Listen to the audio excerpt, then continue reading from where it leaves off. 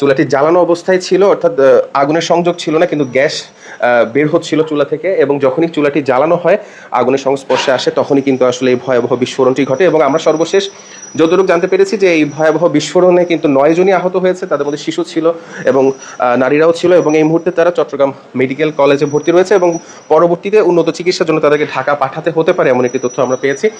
তবে এই মুহূর্তে রয়েছে সেই ভবনটিতে যেখানে আজ সকাল 4:30টায় এই ভয়াবহ বিস্ফোরণটি ঘটে, এবং আশপাশের ফ্ল্যাটে যারা রয়েছেন তারাও যথেষ্ট পরিমাণ আতঙ্কিত অবস্থায় রয়েছেন।